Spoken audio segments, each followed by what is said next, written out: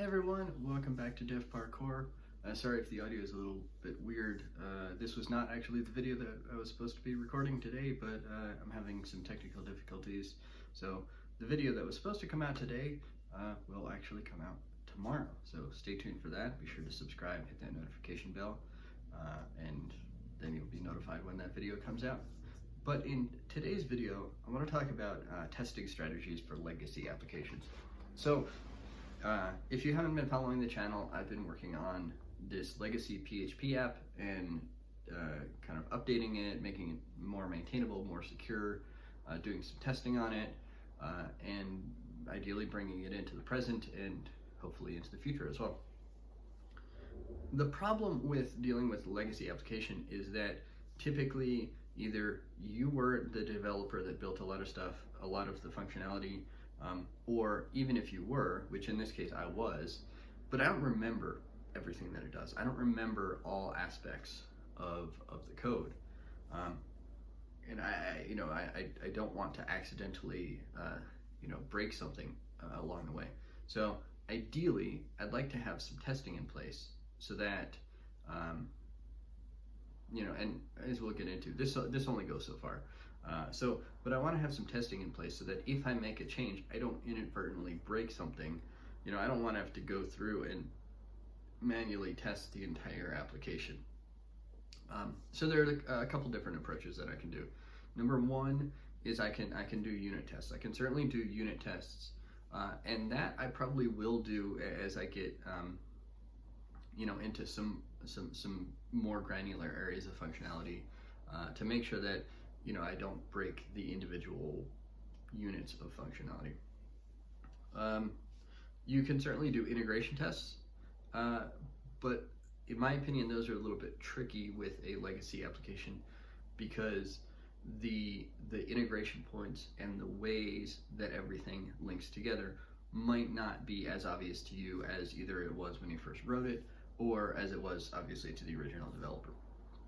So integration tests you might have trouble with. However, end-to-end tests sometimes they go by other names, UI tests, automation tests. They are automated UI end-to-end tests that test kind of a workflow through the application. That's where I'm going to spend most of my testing effort, at least up front. And there'll actually be a video, I think, coming out Monday where I'm going to show, exactly the process I'm going to go through in building end-to-end tests using a tool called Cypress, which I had never heard of until a couple months ago, and wow, am I excited by it! I'm blown away. It's amazing. I wish I'd known about it sooner. I think it's relatively new, so I even wish that it existed a long time ago. But it actually makes me excited about testing the application. So you'll be able to see that on Monday, assuming my technical difficulties are worked out by then. I think they will be. But yeah, I'm going to be focusing on end-to-end tests. And the reason for that is because I do want kind of a very high-level, broad safety net. I basically want to know, if I make this change, does some page over here still work? Because the changes I'm going to be making are changes to things like the authentication module, the ORM, which literally touches every part of the app, right? If I break something in the ORM, I want to know that some page that I wasn't even thinking about no longer loads. It can't query the database anymore.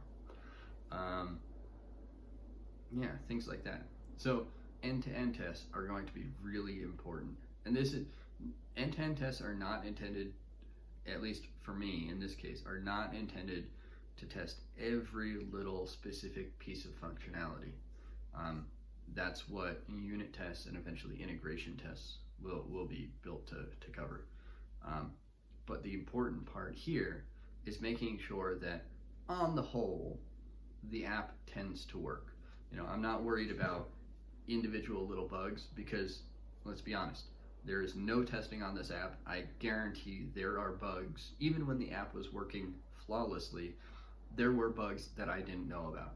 So there is no reason for me to go through and try to test for every specific little piece of functionality in the hopes of catching, I would catch a bunch of bugs. I know there are bugs there. I don't want to focus on fixing those bugs right now just to get a bunch of tests to pass.